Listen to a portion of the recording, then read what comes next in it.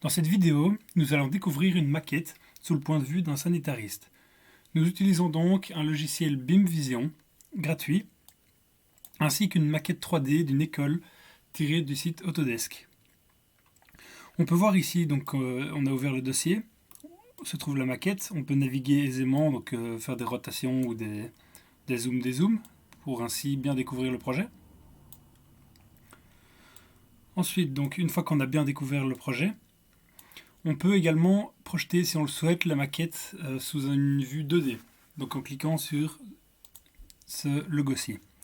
Donc ainsi, on a une représentation en plan, comme les plans traditionnels. On peut avoir cette représentation de dessus, de droite, de face, ou encore de gauche. Bon, ici, il y a beaucoup d'éléments, mais on va pouvoir on va voir ensuite comment en supprimer.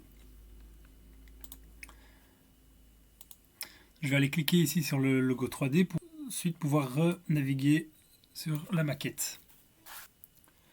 Donc ici à droite se trouve l'arborescence. Donc cette arborescence, si je clique ici, peut être triée par structure ou par type. Lorsque l'on la trie par structure, elle se retrouve sous une liste comme ceci d'éléments qui sont triés par étage. Donc plusieurs étages, level 1, level 2, level 3, ainsi que le toit.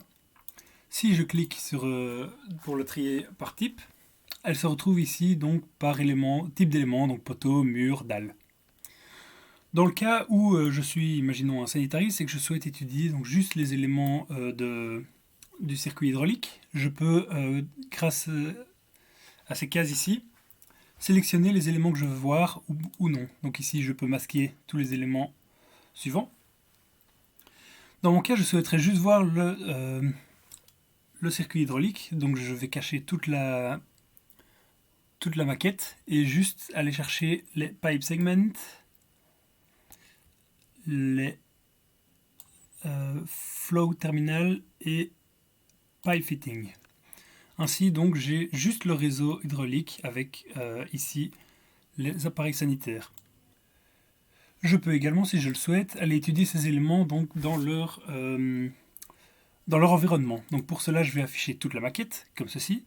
Et donc comme je me souviens que c'était ici plus ou moins les éléments que je voulais étudier, par exemple, donc je peux venir sélectionner donc le mur ici qui masque mes éléments et le cacher pour aller voir derrière. Ici donc je peux voir mes éléments et rendre ce mur par exemple transparent pour voir les canalisations qui se cachent derrière également. Imaginons maintenant que je souhaite prendre la mesure d'un élément.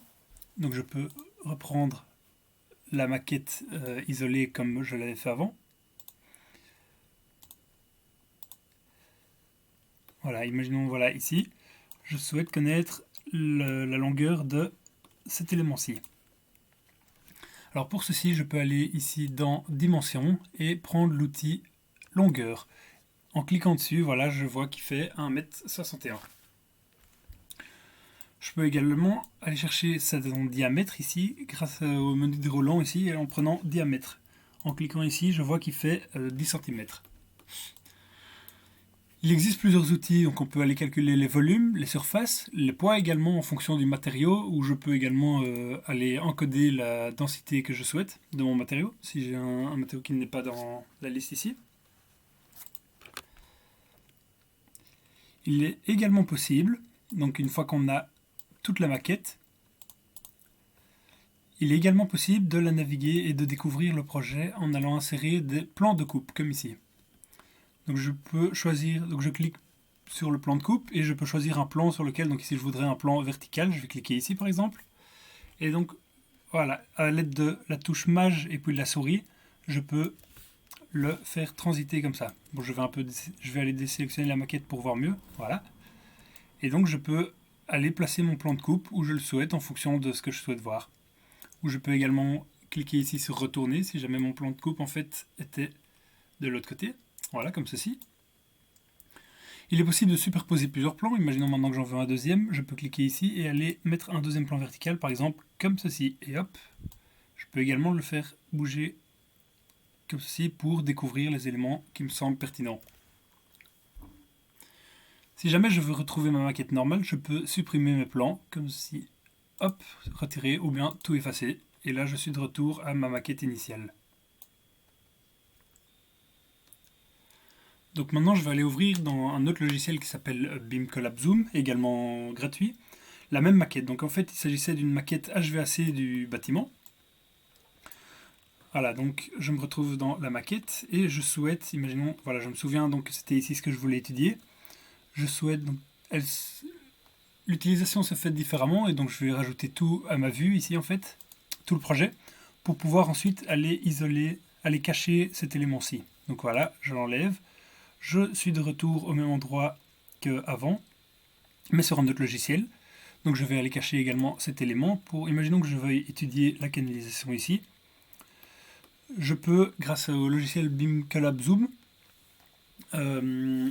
communiquer donc à quelqu'un d'autre, à un autre intervenant, certains éléments. Par exemple ici, ce tuyau, j'aimerais le mettre en rouge pour pouvoir dire que voilà, c'est ce tuyau qui a un problème. Je peux également insérer ici donc une ligne, une flèche, une ellipse, enfin tout ça. Imaginons voilà, je veux mettre une flèche pour bien mettre en évidence le problème, hop, comme ceci. Et je peux ensuite aller communiquer ceci grâce à l'outil qui est proposé par BIM Collab, l'outil problème. Je peux donc insérer un nouveau problème. L'image va se mettre ici. Mettre un titre, imaginons erreur dans le diamètre. Je peux mettre une priorité, l'assigner à quelqu'un, mettre une date limite, mettre un commentaire et une description. Une fois que j'aurai sauvegardé, ce problème va aller s'afficher ici. Et donc voilà, avec l'angle de vue. Je peux également, donc voilà, imaginons que je fasse un autre angle de vue, hop, avec un autre titre. Et il va se mettre ici. Et voilà, comme ça on pourra centrer facilement le problème.